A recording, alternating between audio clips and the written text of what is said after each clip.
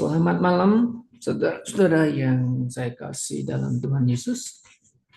Sebelum kita belajar firman, mari kita berdoa terlebih dahulu. Segala puji, syukur, hormat hanya bagimu Bapa kami yang mulia. Terima kasih malam ini kami boleh kembali bersekutu dalam persekutuan doa. Kami ingin belajar firman-Mu, kami ingin supaya mengetahui kebenaran-kebenaran firman-Mu, supaya hidup kami berakar, berbuah bagi Kristus. Pimpin kami malam ini, Roh Kudus, tuntun kami supaya kami boleh mendapatkan pelajaran dan boleh aplikasikan dalam hidup kami. Dalam nama Yesus kami berdoa. Amin. Nah, malam ini kita akan membahas 1 Yohanes pasal yang kelima ya, sebagai penutup ini ya. Nah, seperti yang telah kita pelajari, saudara-saudara ya, surat Yohanes ini memang ditulis oleh Rasul Yesus Kristus sebelum dia menulis kitab yang terakhir. Dia mendapatkan inspirasi atau wahyu dari Yesus untuk menulis suratnya ya, karena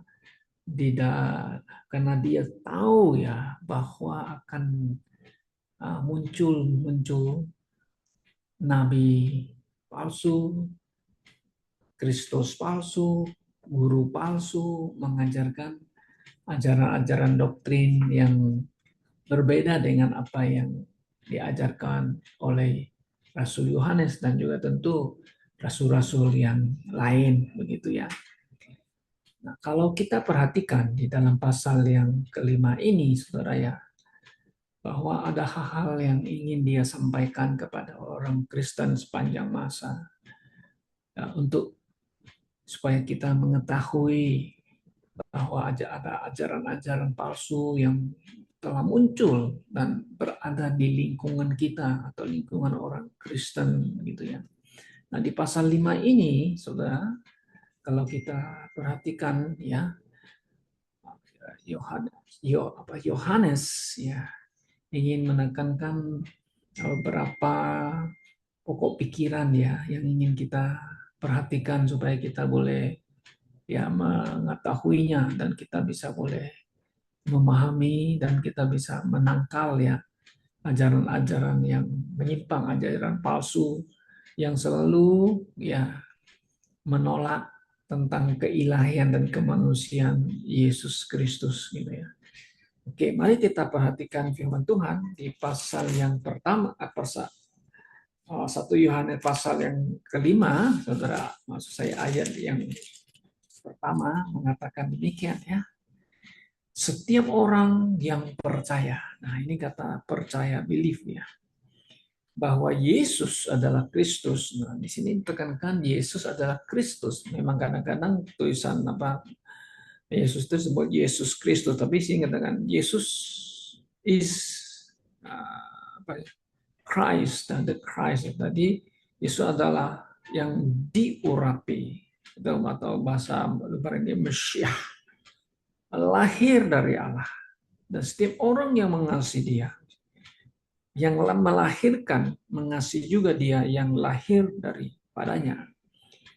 Jadi Yohanes ingin menekankan kembali dengan tegas, mengatakan bahwa Yesus adalah Kristus. Tidak ada orang yang disebut nama Yesus, tidak ada orang yang disebut dengan Kristus. Ya, nah kata Kristus ini kan Kristos ya, atau Mesias, atau yang sangat dipahami oleh orang Yahudi ya, bahwa memang dialah yang ditetapkan, tentukan oleh Allah. Yesus Kristus itu adalah anak Allah. Nah, kalau setelah perhatikan, jadi ayat ini ya sudah jelas bahwa Yesus adalah Kristus dan anak Allah. Kalau kita lihat lagi di ayat 5 juga begini, sama siapa yang mengalahkan dunia selain daripada dia yang percaya bahwa Yesus adalah anak Allah. Oke. Nah, ini dasar daripada iman kepercayaan orang Kristen, sudah penting sama sekali. Karena ada ajaran sesat yang diajarkan oleh para guru palsu atau nabi palsu, karena mereka tidak percaya tentang keilahian Yesus, ya, tentang kemanusiaannya juga, begitu loh. Ya, mereka tidak percaya dia adalah anak Allah.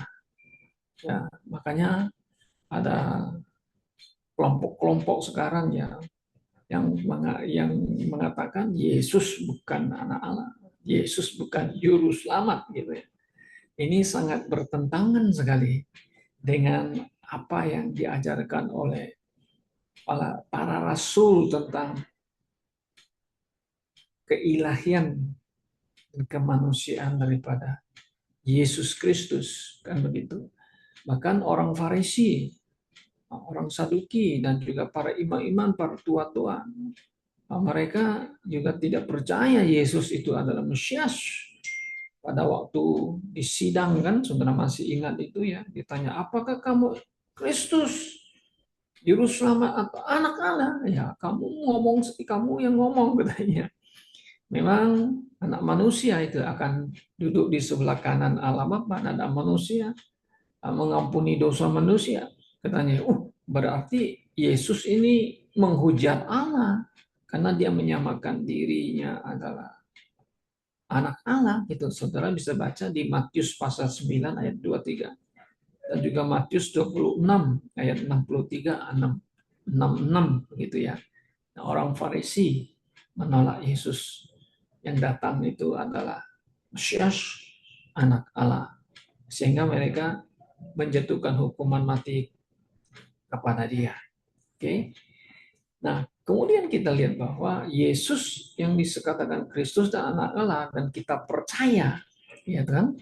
Maka itu Yohanes mengatakan kita yang percaya ini adalah iman yang benar atau biblical faith ya, di mana kita mengakui dengan mulut kita atau kita percaya dengan hati dan mengakui dengan mulut kita ya Yesus adalah Tuhan, Yesus adalah anak Allah, itu oknum yang kedua dari Allah Tritunggal. Oke. Nah, iman ini iman yang benar, dalam biblical faith ya. Ini penting. Makanya seringkali kita mengatakan aku percaya, aku beriman, I have faith, ada iman. Tapi mereka tidak percaya Yesus itu adalah anak Allah, adalah Kristusnya. Nah, itu iman mereka sama kita beda ya. Maka itu Yohanes mengatakan demikian. Coba kita perhatikan di ayat yang keempat. Sebab semua yang lahir dari Allah. Nah, kata lahir itu artinya secara spiritual ya, saudara, kita dilahirkan dari Allah. Mengalahkan dunia. Dan inilah kemenangan yang mengalahkan dunia. Iman kita. Wah, luar biasa ya. Mengalahkan dunia iman. Ya kan? Ya, siapa yang mengalahkan dunia selain daripada dia yang percaya bahwa Yesus adalah anak Allah. Jadi iman kita mengalahkan dunia ini karena dunia ini tidak mengakui Yesus, tidak menerima Yesus sebagai Tuhan dan Juru Selamat dan anak Allah. Nah, kita adalah orang yang hebat karena kita mengalahkan dunia ini, saudara-saudara ya. Oke. Kemudian yang kedua, saudara, Yohanes ingin menekankan kepada kita bahwa Yesus yang datang itu, Yesus yang Kristus itu, katanya, dia datang dengan air dan darah, gitu loh. Dia datang dengan air dan darah. Ayat yang ke-6, inilah dia, Yesus yang telah datang dengan air dan darah. Oke, yaitu Yesus Kristus, bukan saja dengan air, tapi dengan air dan dengan darah. Dan roh lah yang memberikan kesaksian. Karena roh adalah kebenaran. Makanya tanpa ada pekerjaan daripada Roh Kudus, saudara, ya bagaimana kita bisa memahami hal ini ya? Ya maka itu waktu Tuhan Yesus mengatakan bahwa dia akan kembali ke surga dan dia akan mengirim comforter, yaitu penghibur, yaitu Roh Kudus atau Roh kebenaran itu ya. Nah, dialah yang bekerja dalam hati kita ya. Dialah yang memberikan kesaksian itu kepada dengan kesaksian kita.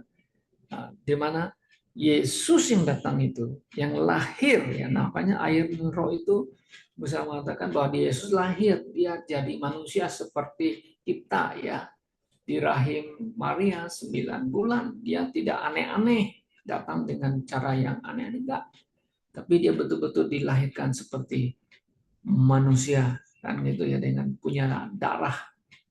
Oke. Nah, kemudian kalau kita perhatikan di dalam ayat berikutnya ini sangat jelas mengatakan kepada kita bahwa roh kebenaran itu yang bersaksi tentang bahwa Yesus datang dengan air dan darah. Kemudian dia mengatakan lagi bahwa ada 3 yang memberi kesaksian lagi, ya, kesaksian kepada kita ya. Di dalam surga katanya bahwa ada Bapa, ada Firman dan Roh Kudus, dan ketiganya adalah satu. Nah, bagaimana kita bisa memahami ayat ini dengan benar, saudara-saudara, yang memahami Yesus Kristus yang bahwa dia datang dari Allah Bapa. Nah, maka ada kesaksian di surga itu Bapa, ya kan? Allah Bapa tidak mengatakan Firman itu adalah anak Allah, yaitu atau Yesus Kristus anak Allah ya, Firman, dan Roh Kudus ya, Roh pribadi yang ketiga, dan ketiganya adalah satu. Nah, maka ini di konsep Tritunggal ini sangat jelas di sini ya, mengenai Allah Tritunggal itu yang kita pakai istilah Allah Tritunggal gitu ya. Satu Allah tapi 3 pribadi. Ya, banyak yang tidak percaya juga ini kan. Ada gereja yang tidak percaya Unitarian, tidak percaya yang mereka anti Trinity, katanya tidak ada di Alkitab. Itu dibikin-bikin oleh para teolog pada abad-abad yang ya, kedua, ketiga gitu ya. Mereka yang buat-buat itu katanya gitu. Ya kan? Bukan, ini memang konsepnya ada begitu loh. Sangat jelas di sini. Oke. Nah, kemudian untuk bersaksi tentang Yesus itu yang datang sebagai manusia itu Allah oknum yang kedua itu kan. Nah, kemudian dijelaskan lagi di surga ada 3 yang bersaksi, 3 yang memberi 3 ya. Kemudian di bumi juga ada 3 yang memberi kesaksian di bumi. Roh, air dan darah, dan ketiganya adalah satu. Nah, ini memang banyak penafsiran-penafsir yang berbeda-beda ya. Nah, Roh Kudus ya betul, roh itu bersaksi, dan air dan darah itu kan pribadi Yesus Kristus. Jadi kalau kita simpulkan di sini ya, ketiganya adalah satu dalam pribadi Yesus itu, memang dia adalah roh, dia adalah punya tubuh, ya itu kita kan tubuh, roh, jiwa ya, kan dalam dirinya ya. Kita satu kayak manusia kita ya. Ada tubuh, ada jiwa dan roh, tapi satu ya. Nah, ini yang bisa kita terjemahkan demikian, bahwa mereka ada 3 yang bersaksi tetapi satu gitu loh. Oke. Nah, kemudian ayat 9 mengatakan kita menerima kesaksian manusia, tetapi kesaksian Allah lebih kuat. Oh ya, kesaksian Allah lebih kuat daripada kesaksian manusia. Sebab demikianlah kesaksian yang diberikan Allah tentang anaknya. Oke, tentang anaknya ini titik beratnya kepada Yesus Kristus.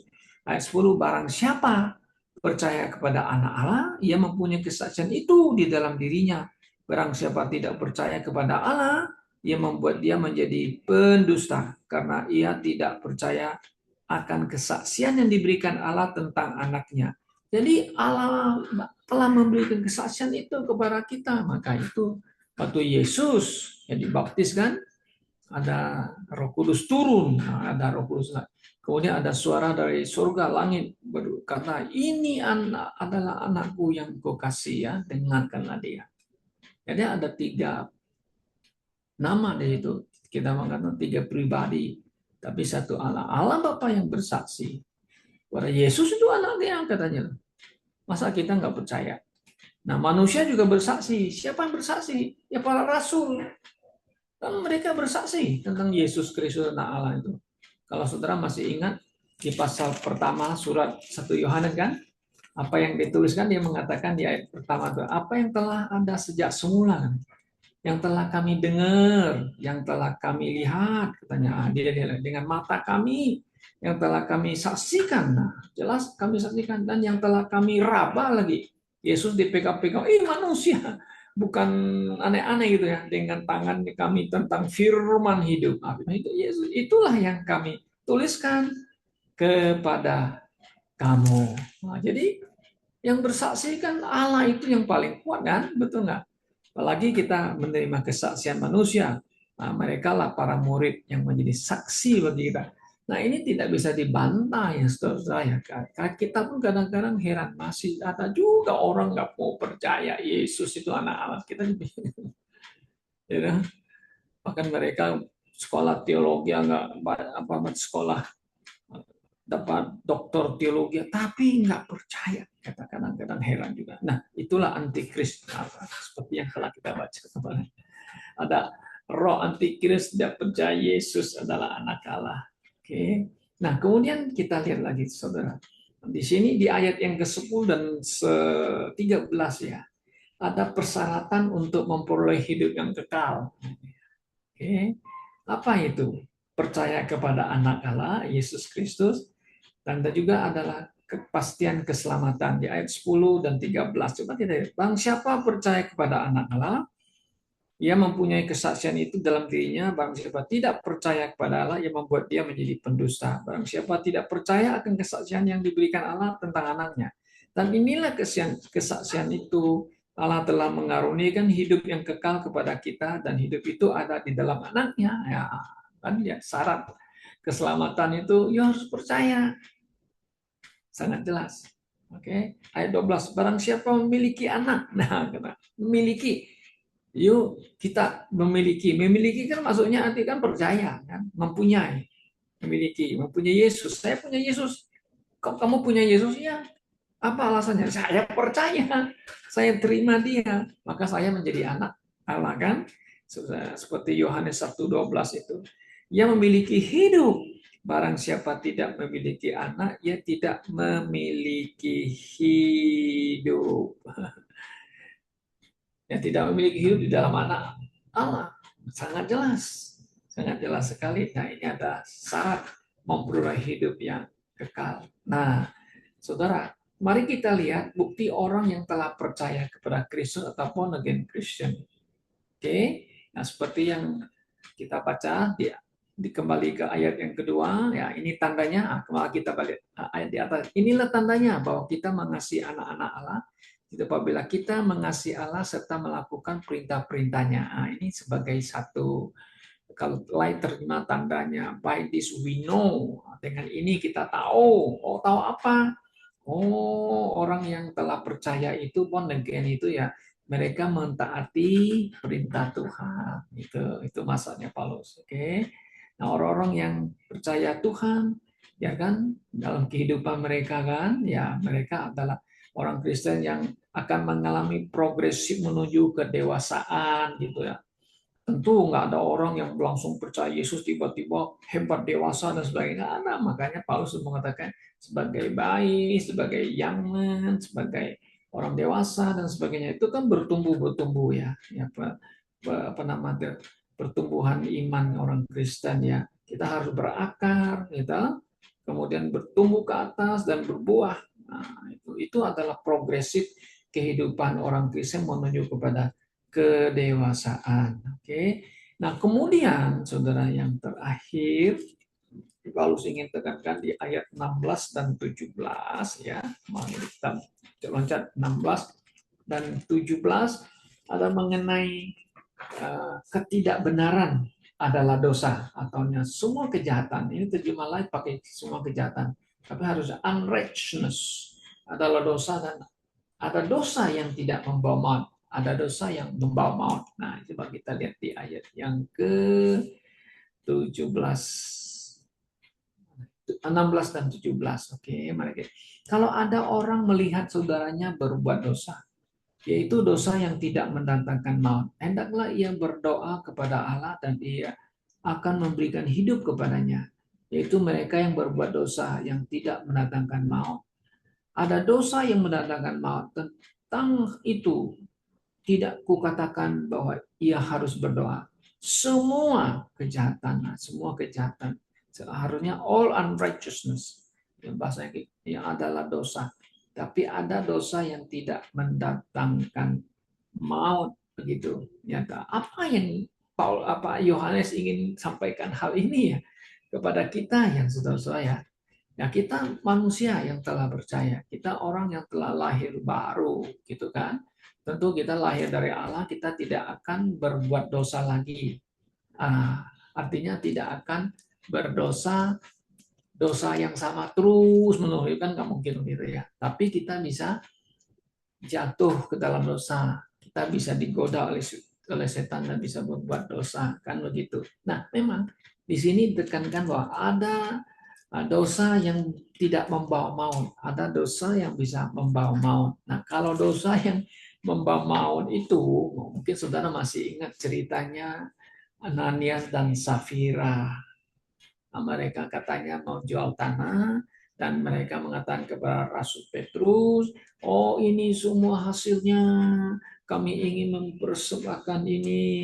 Tapi kok Petrus tahu mereka bohong ya. Nah ini hebat. Itulah di situ kita lihat Petrus ini Rasul Yesus itu ya diberikan karunia itu mengetahui orang bisa bohong sebenarnya kan akhirnya Petrusnya mengatakan kamu mendustai, bahasanya mendustai Allah, mendustai Roh Kudus itu artinya mendustai Allah. Waktu dia dengar itu langsung dia tumbang mati. Nah, bininya juga begitu ngomong yang sama, dengar apa yang disampaikan Petrus langsung tumbang mati gitu loh. Nah jadi situ yang kita bisa ambil kesimpulan itu ya dosa yang membawa maut. Lalu kalau itu menjadi standar kita dosa yang mau maut itu, wah kalau itu bisa diterapkan di zaman sekarang di gereja saya, saudara ya. Tiap hari pendeta sibuk mengurus orang begitu bisa mati gitu. Lalu kenapa di zamannya Petrus itu dosa maut itu terjadi ya? Nah ini saya coba merenungkan nih. Oh itu karena pada waktu itu rasul-rasul yang dipenuhi Roh Kudus mereka diberi kuasa melakukan mujizat dan sebagainya. Jadi semua apa yang Tuhan berikan mereka itu membuktikan mereka benar-benar rasul dari Tuhan. Gitu. Mujizat-mujizat dan sebagainya itu ya. Ada yang mau coba bohong gitu ya. Bohong mereka, mereka tahu gitu loh. Hanya mereka mana. Itu adalah satu peringatan aja di awal-awal gereja yang di awal gereja. Nah, apakah ada juga yang lain bisa terjadi? Bisa. Kalau kita lihat dalam konteks ayat ini ya. Nah, Paulus mengingatkan orang Kristen, kalau saudara ingat, di 1 Korintus pasal 11, di mana orang-orang Korintus itu yang mengadakan perjamuan Tuhan dengan cara yang tidak benar. Nah, akhirnya apa yang terjadi? Paulus mengatakannya itu, makanya banyak kalian itu yang sakit dan mati loh. Gitu loh. Nah, itu dan ada lagi di 1 Korintus pasal 5 seorang yang hidup dengan istri ayahnya. Nah, Paulus kan mengatakan tuh, ini orang ini harus didoakan supaya tubuhnya diserahkan ke iblis, rohnya diserahkan kepada Tuhan. Nah, ini dosa yang bisa membawa maut gitu, saudara. Oke, ya memang kalau dosa yang tidak membawa maut itu yang kadang-kadang dalam kehidupan sehari ya sering kita mungkin kita mencuri, kita menghibur orang, kita tidak setia kepada orang dan sebagainya, ya kan? Kalau ada orang Kristen buat fornication dan sebagainya kan nggak langsung dimatiin kan, nggak dibunuh ya, dan sebagainya ya. Tentu ini Tuhan ingin supaya kita boleh hidup benar ya di hadapan Tuhan. Makanya ayat di sini mengatakan tekankan bahwa ketidakbenaran. Nah, kalau telah terjemah semua kejahatan adalah dosa. Itu intinya adalah dosa. Oke? Nah, kemudian sebagai penutupnya saudara-saudara di dalam pasal yang kelima ini, ya, mari kita lihat di ayat yang terakhir. Ya, yang terakhir itu ya, di ayat yang kedua mana? Oke, mari kita lihat di ayat yang 20 dan ayat 21 ya. Aku bukan aku, sorry. Akan tetapi kita tahu bahwa anak Allah telah datang dan telah mengaruniakan pengertian kepada kita supaya kita mengenal yang benar. Itu tadi kan dari awal kita percaya kepada Yesus yang benar ya. Dan kita ada di dalam yang benar. Kita percaya Yesus itu ada dalam benar. Di dalam anaknya Yesus Kristus. Dia adalah Allah. Jadi menyatakan Yesus itu anak Allah, Yesus itu adalah Tuhan dan Juru Selamat. Dia juga adalah Allah yang oknum yang kedua gitu ya. Allah yang benar dan hidup yang kekal. Oke, nah penutupnya ayat 21. Di sini Rasul Yohanes menasihati kita orang-orang percaya, maka dia panggil kita ini little children. Nah, dia panggil kita masih anak-anakku, waspadalah terhadap segala berhala. Berhala. Kenapa dia tulis terakhir pakai ini ya saudara? Ya, dia mengingatkan kita orang-orang Kristen ya sepanjang zaman itu ya, supaya kita selalu waspada terhadap segala berhala. Artinya begini, itu segala sesuatu bisa menjadi berhala bagi kita jika kita mengutamakan sesuatu yang kasih kita sayangin, kita utamakan itu daripada Tuhan. Itu bisa menjadi berhala. Kita mengasih uang lebih daripada segalanya, itu adalah berhala, makanya disebut mamon. Tentunya boleh mencari uang, boleh.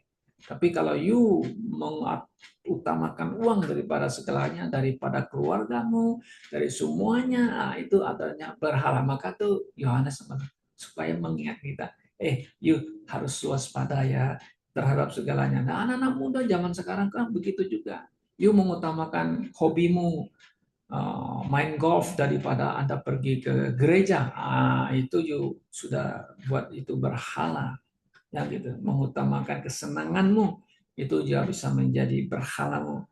Nah, di Inggris ada satu pengamat ya mengatakan demikian saudara ya.